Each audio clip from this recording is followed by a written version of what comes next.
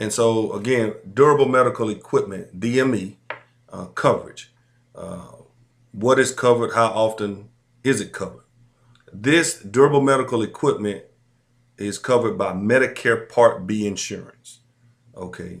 It covers medically necessary durable equipment that the doctor prescribes for use.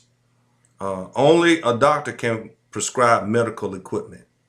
DME meets these criteria. It can withstand repeated use, used for medical reasons, not usually useful to someone who isn't sick or injured. It's used not necessarily in the home. It can be used in the home, but of course, braces can be worn, throughout the day and anywhere. The braces must have a lifetime expectancy of, or expected lifetime of at least 3 years. Now, understand that even the life expectancy of a brace is 3 years. If a patient has received that particular brace, for example, a back brace or a similar brace, they cannot receive another one within a 5-year period. I'm going to repeat that.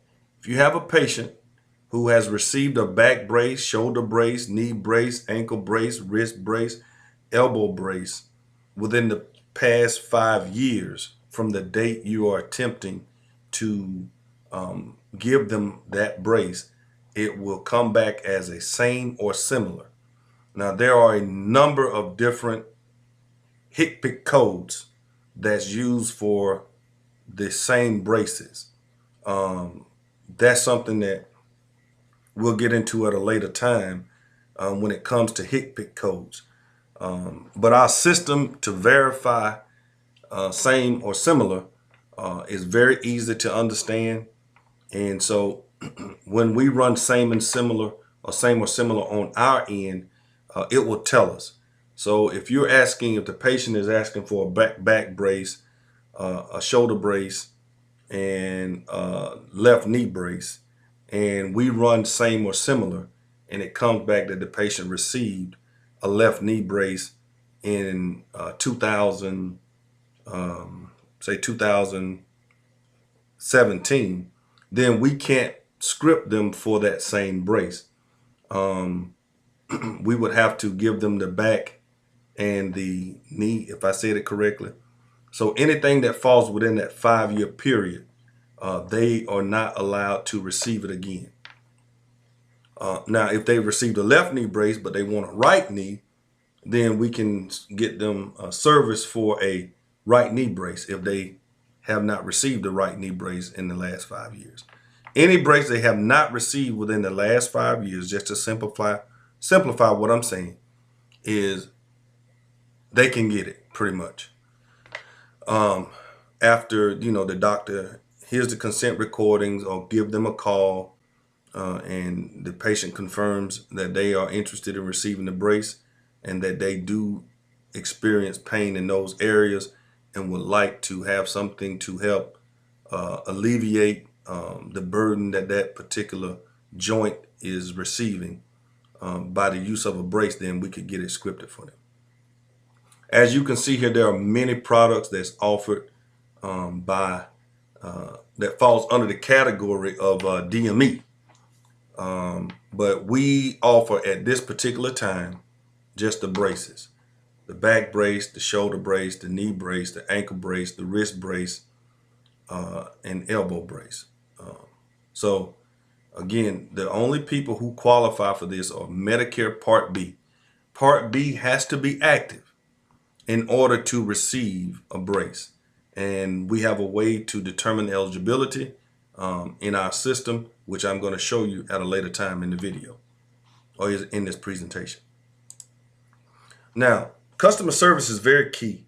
A lot of times we're going to be dealing with, the majority of the time we're going to be dealing with elderly people, and you have to be very patient.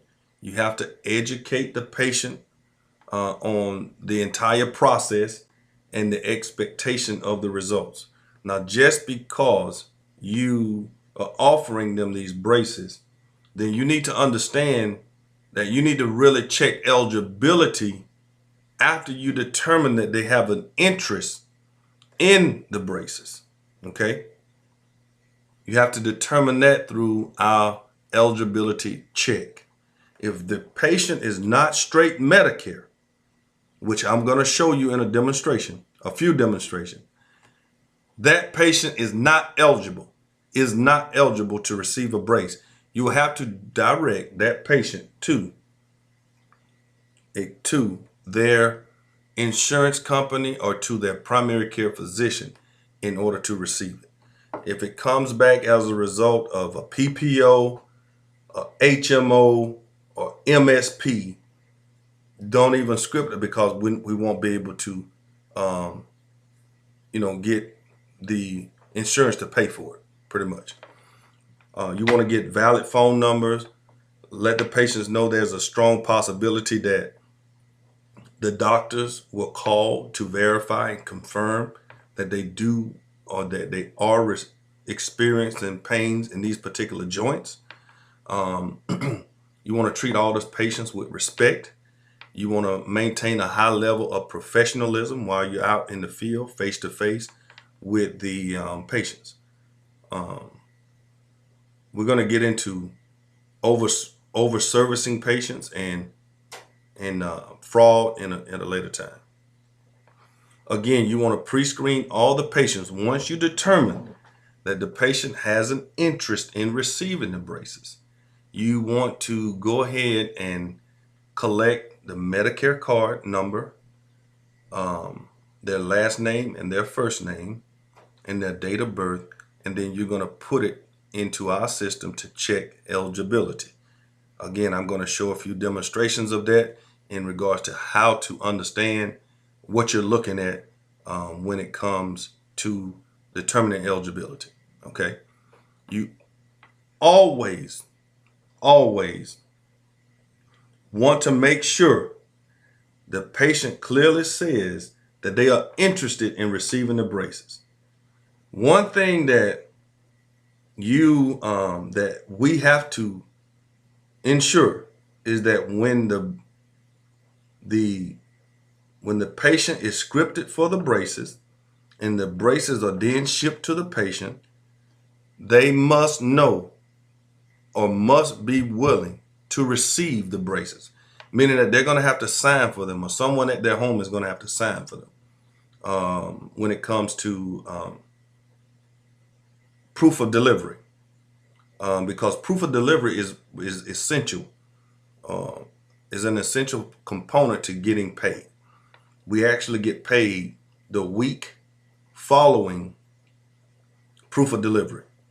So I just want to let you know that if there's a chance, by chance, that you as an agent or an IBO or whatever you are,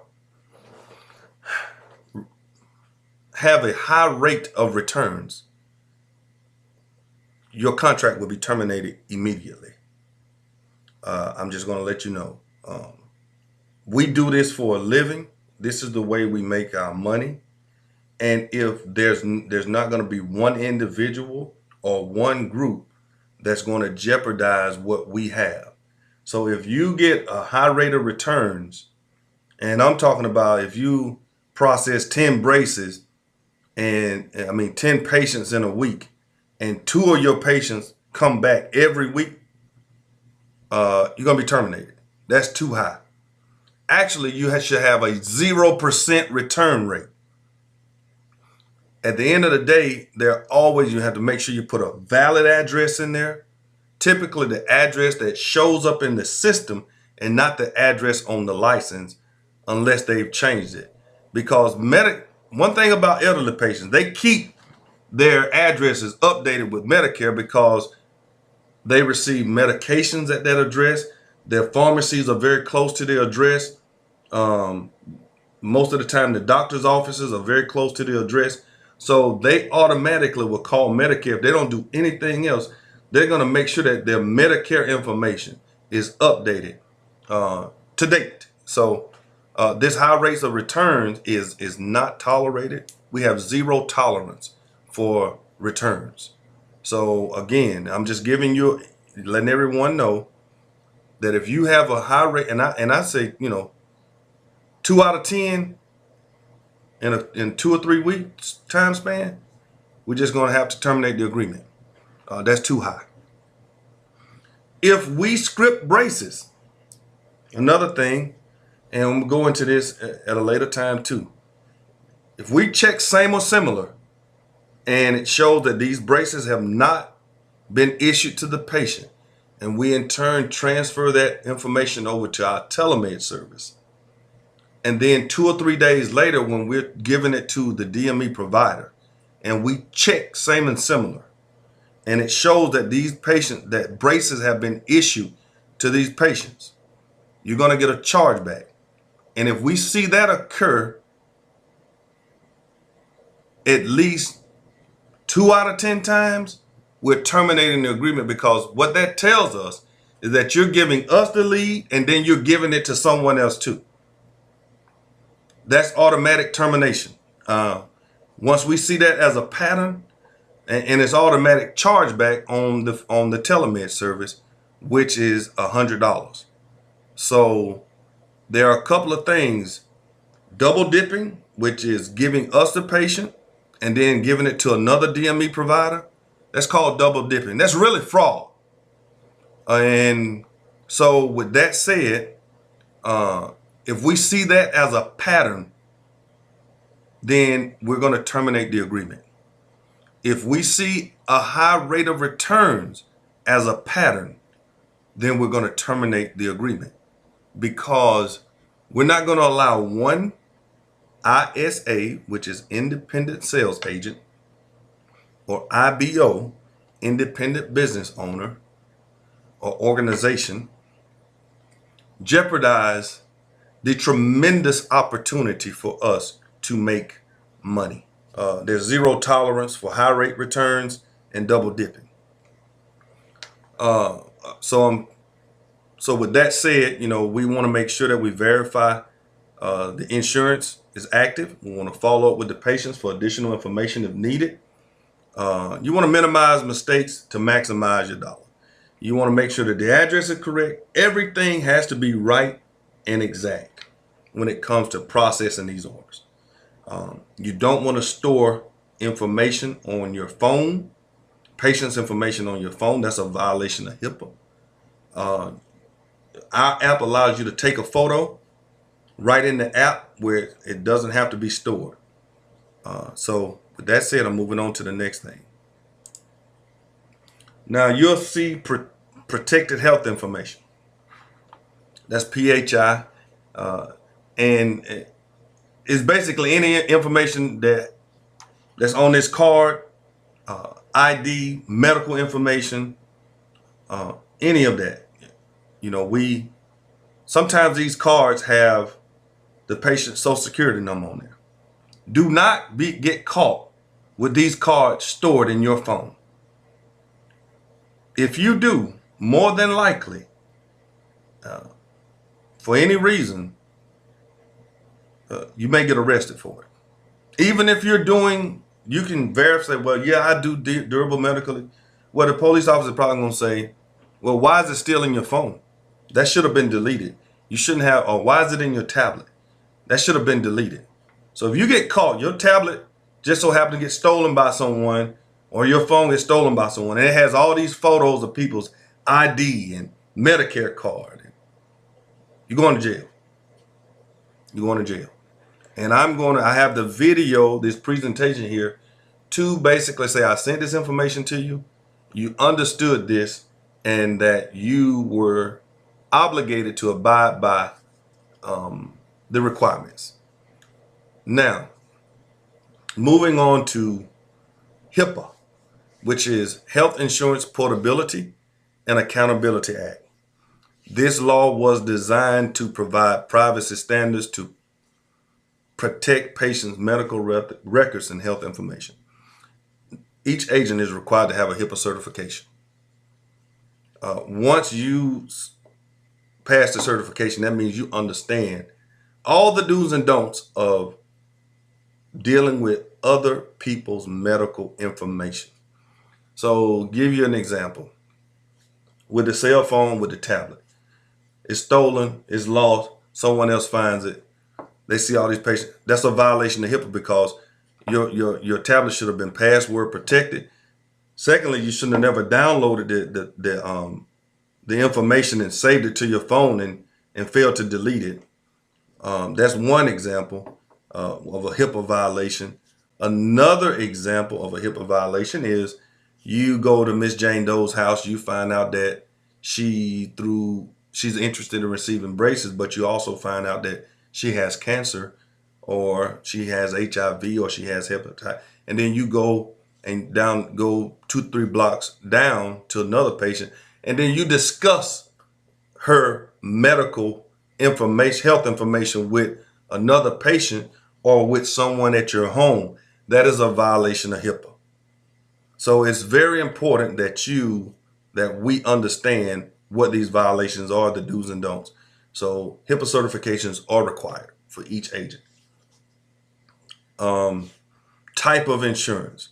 Medicare Part B must be active. It must be active no matter what. And in our system, it will show you that it's active. So Medicare Part B must be active at all times. Now, insurance fraud can come in many different forms. One type of insurance fraud is giving that lead to one vendor and then turn around and giving it to another.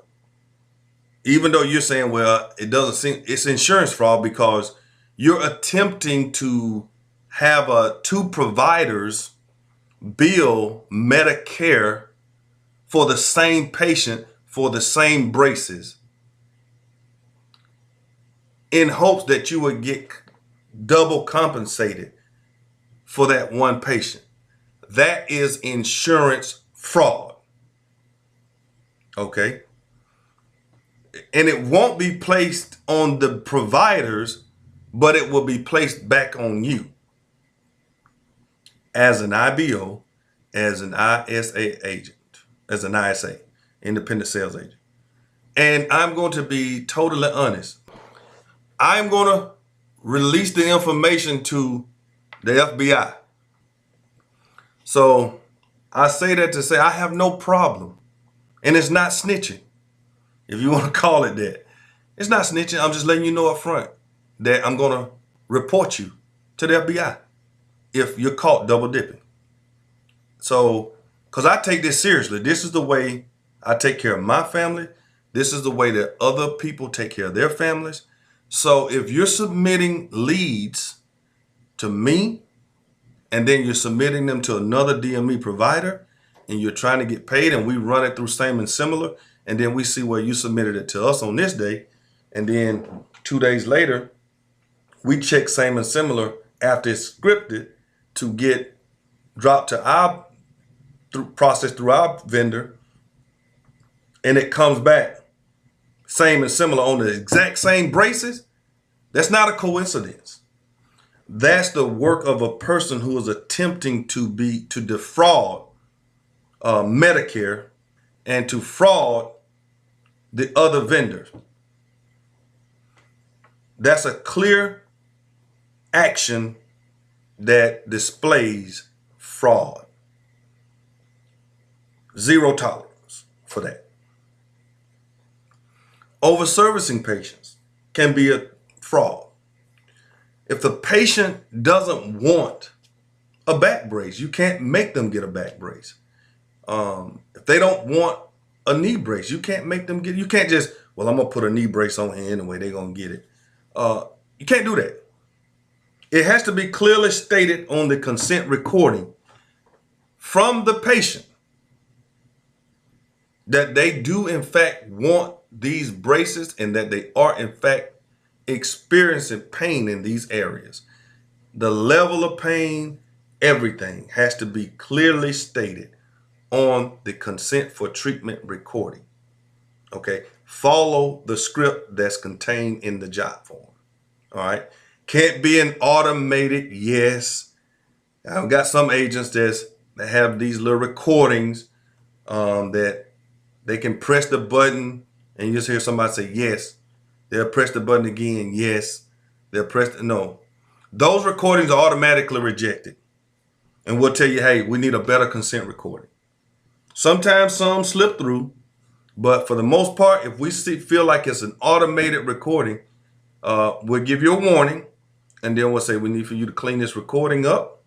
We'll give you the opportunity to get it right the second time. But when we see repeated offenses with respect to not having a proper consent for treatment recording, then the agreement will be terminated. That's just how it is. Everything that the patient wants must be clearly stated on the consent for treatment recording.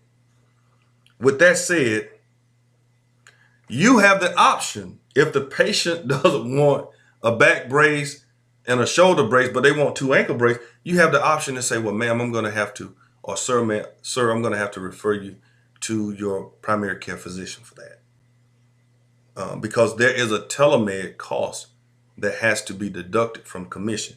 So if you do the numbers in your head, well, this is not profitable for me, then I'm going to just move from this patient and go on to the next one. You can do that. You have the option. If it's not profitable for you after telemed cost is deducted from commissions, you have the option in your with the patient to say, man, I'm going to have to refer you based on the braces that you're requesting. I'm going to have to refer you to your primary care physician for those. So prioritize the braces. When it comes to patients, 3 braces maximum. Sometimes you can do 4, especially if you have a bilateral in there. You can't do 2 shoulders. Even though the jot form will allow that, you allow you to select a right shoulder and a left shoulder. That doesn't mean it's going to be scripted for that. Another thing is, if you give a patient a left shoulder, you can't give them a left wrist brace. It has to be on opposite sides. So if you give them a right shoulder brace, you have to do a left wrist brace. They can't have the wrist brace and the shoulder brace on the same side. So for any clarity, I know that if you're new to this, you're going to have questions, but you can always rewind this video to facilitate that. Now, patient verification and order entry flow, which is what we're getting ready to go into. But we do the durable medical equipment, back brace, shoulder brace, knee brace, ankle brace, wrist brace, elbow brace. There are other products that's coming in the future. For example, diabetic shoes and power wheelchairs, scooters, so forth and so on. Once you complete the jot form, it's then checked again on our end for eligibility and same and similar. Then it's put into telemed and the consent recording is uploaded. Telemed completes that within 1 to 2 days, and then it's sent over to the DME for shipping. They also verify it on their end right before they ship it, and if they catch a same or similar, they reject the order. This order right here didn't check for same or similar. I'm going to look at the order and say, well, who did it come from? And then from that point, make an assessment with the admins we have here in the office on what we need to do. Okay. So after the provider ships out the product and it's confirmed delivery, we then get paid the following Friday, for that order that was delivered with a confirmed delivery in the previous week. I cannot stress this. I know some agents, IBOs, have call centers, and I understand the nature of call centers. And I gotta say this because I've worked with call centers before, and call centers love to double dip. They love to send that lead to 2 different vendors. This is what they do. If you have a call center and it's not yours, I suggest you micromanage any call center that you're working with other than your own direct call center. If you have agents that work with other companies doing whatever else, because a lot of companies trying to get into this, organizations, they're doing DME with you, and then you start to notice that you're getting some same or similars. I suggest you either terminate the agent or give them a higher pay, because they're doing the same thing. There's no way to get around this here. It's because we're gonna check it. And again, I have no problem with saying, hey, listen, I respect you as a friend or business associate, but we can't do business together. You got to clean up everything that you got going on, because you can't jeopardize what we have going on with respect to this opportunity. This is a tremendous opportunity. Tremendous. This is easier than free phones. This is easier than selling direct. You don't have to sell anything. Now, you can't tell the patient this is free because it's really not free to them. The DME bills them for the 20% that's not reimbursed by Medicare. Medicare reimburses up to 80%. Now, the catch to it is this. If the DME does not recover the 20% after 3 months, they can bill Medicare on what's called a hardship waiver to get the other 20%. But they have to attempt to bill or invoice the patient for 3 consecutive months in order to do so. So with that said, just wanted to, bring everyone up to speed with respect to the process. Now we're going to go into checking orders, verifying eligibility here shortly, and then there are going to be some other things, key points that I'm going to touch on.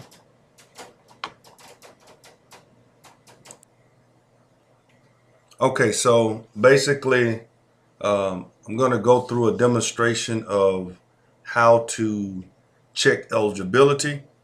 I'm going to use a few examples so that everyone will be clear when it comes to determining whether your patient or the prospective client has straight Medicare.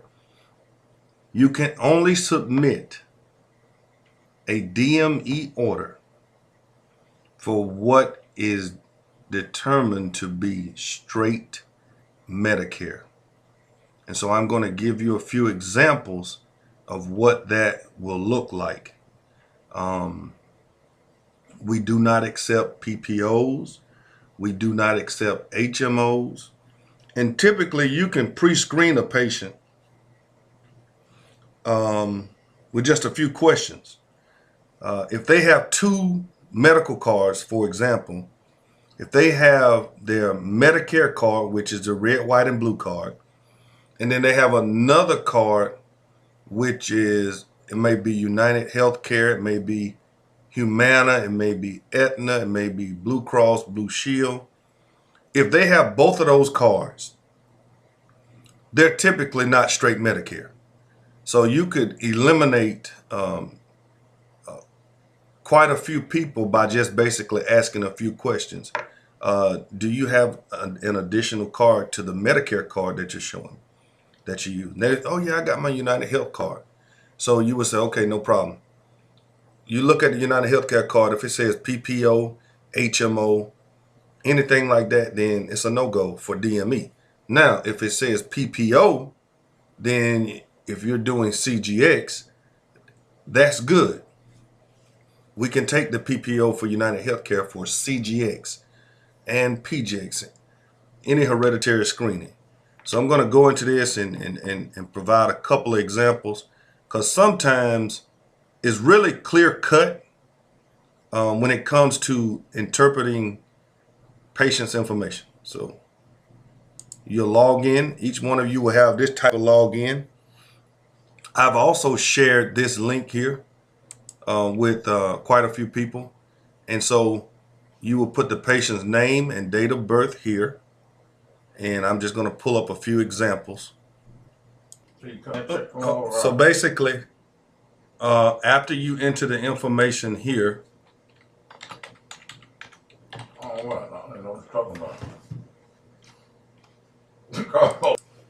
excuse the conversation we were having with one of the managers here. He thought I was actually talking to him.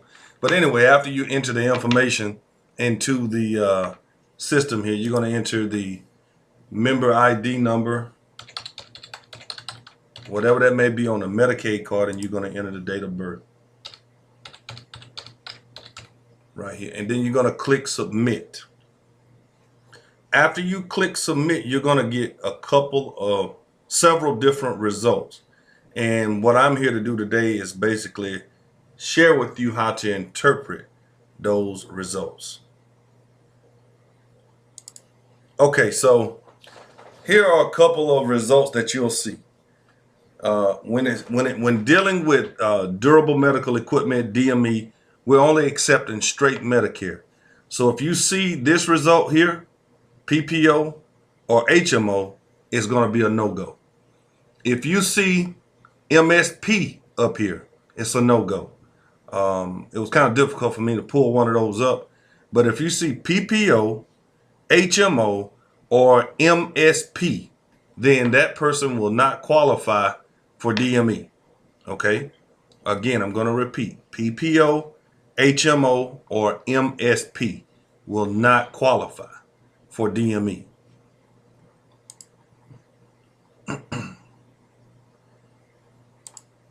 Now, if you see these results, eligibility 0, eligibility 0. That means the person is straight Medicare. Now, the difference between these two is that, as you can see, it doesn't have any health plan coverage. This one doesn't, but this one does. If it has health plan coverage, Medicare risk at the bottom, the vendor is not accepting those. Until further notice, these two are the only options that we have for straight Medicare. So with that said, when you enter the information into the eligibility check, then these would be good to go. So you have the video to review, just in case you need to go back and just get a clear understanding of it.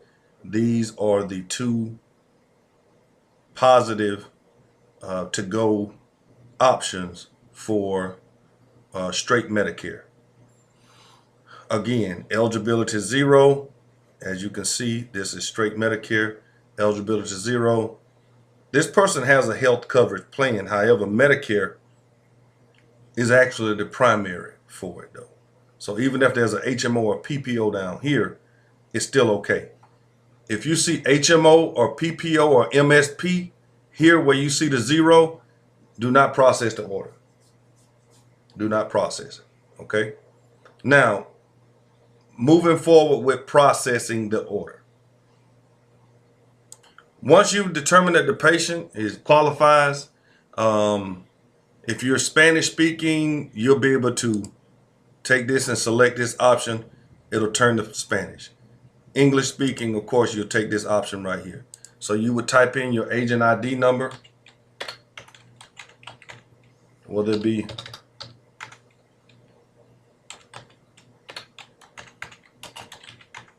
patient's name, patient's date of birth,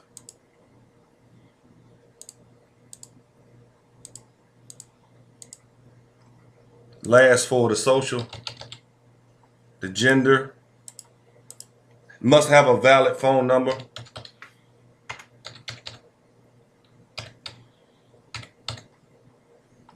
alternate number is very good.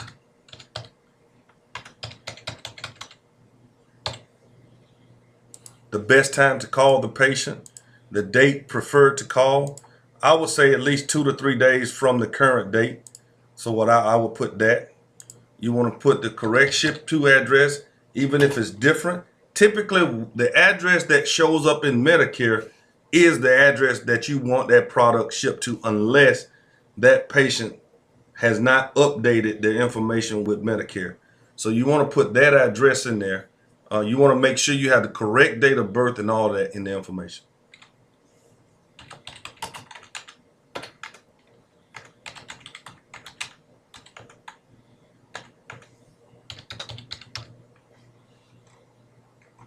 You want to upload the patient's ID. You want to verify that it's straight Medicare.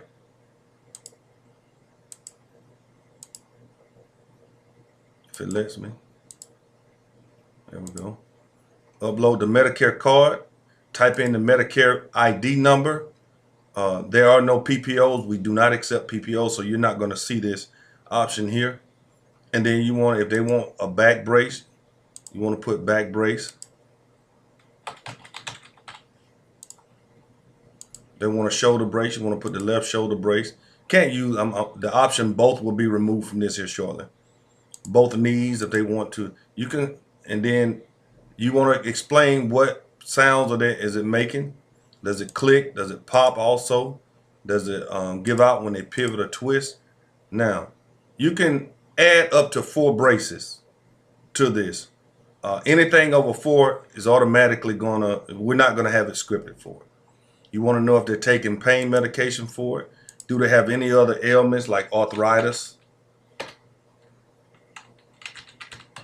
diabetes, so forth and so on. What caused the pain? Was it an accident, an injury, or illness? Level of pain, so 9. How long they have been experiencing the pain, the frequency of the pain. This is a very simple form to complete. Sharp stabbing, if it describing the pain. You can select more than one of these. Pain symptom, is it muscle weakness, instability, difficulty walking, moving, lifting, muscle spasms. What makes the pain worse? Bending, standing, lifting, walking. Whatever. You want to talk to the patient because you're performing a triage. You're giving the doctor enough information to assess whether the patient actually requires the braces. What treatments have they tried? Ice, rest, whatever it is. You're talking to the patients and you're asking them these questions. How long does the pain last? When was the last time they seen their doctor? If they have, click yes. It's going to ask you for a date. Put that date. If not, click no. Uncheck that. Any surgeries? No. Any allergies? None. If they have some, mention them in the, put them here. How long have they ever been hospitalized in the last year? Click no. If they say yes, if yes, you have to explain how long and for what. And if not, just put none here. Are they taking any nitrates? Do they have low blood pressure? Here, very simple process as well. Do they currently have a brace prescription? No. Are they signed up with any other company? No. Are they in the nursing home? We can't do nursing homes. Just to confirm, do you have Medicaid, TRICARE, or any government insurance? Yes, you're using Medicaid, Medicare. Medicare. Is the patient allergic to any inflammatory medication? No. Do you have skin fungal issues? If yes, click yes. How long have you had them? 1 to 3 years, whatever it may be. What have you treated with this? Nothing. You want to check this disclaimer here, which is already checked, and then click yes. Now, out of all of this, these things here, when it comes to this consent recording, this is important. This is the most important part right here. You have to follow this consent recording to the letter. Everything, all the braces that the patient is requesting must be clearly stated in the consent for treatment recording. If they want a back brace, a right shoulder brace, and 2 knee braces, that must be stated in the consent recording. Okay? Follow this script, and we will not have an issue with a doctor reviewing the triage and the request for braces And if they have any concerns, they're going to call the patient. So you must let the patient know to expect a call from the doctor if he has any other concerns. Okay. So you want to make sure that the patient states their name, states their date of birth, states the address they want the braces scripted to, state that they do have an interest in receiving the braces, and you must explain to the patient what this process or what the braces will do.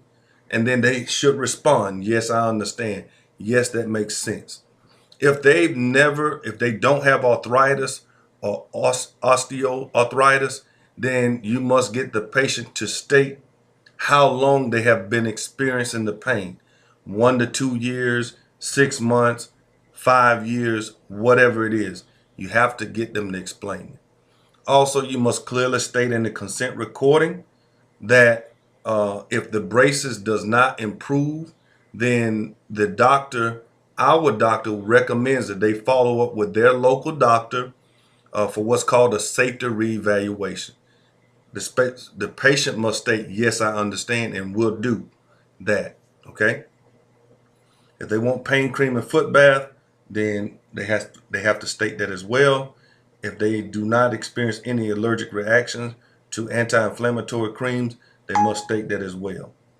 And then they must state this also, that they want the product shipped or delivered to their address. Okay. That's real simple. And then you click submit. First you have to hit record, and then you'll go through this whole process here of allowing it to, so you hit record, it will start recording, as you can see, and it's going to go through this whole process. You'll state all of this with the patient, and then once you're finished stating all of this, you'll hit stop. The consent recording is saved. You'll see the green check, and then you just hit submit down here at the bottom. All this information will come to us. So the whole process is understanding or being able to interpret what is straight Medicare and what isn't, then submitting the information in here. And what will happen next is we'll receive it on our end. We will receive it on our end, and then we will enter it in here according to what you have entered. So with that said, those patients will then show up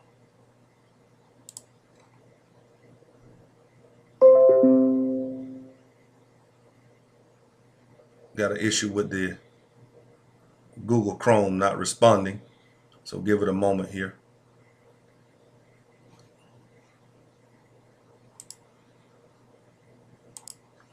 We will enter the information here and then submit it, and then your patients will show up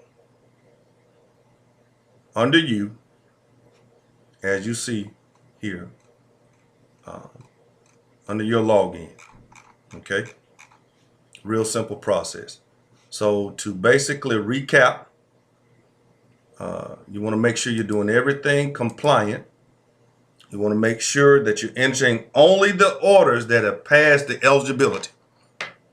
If you have any questions about anything, please feel free to reach out to your manager, and then we'll get everything squared away with answer any questions that you may have. This will conclude our DME presentation.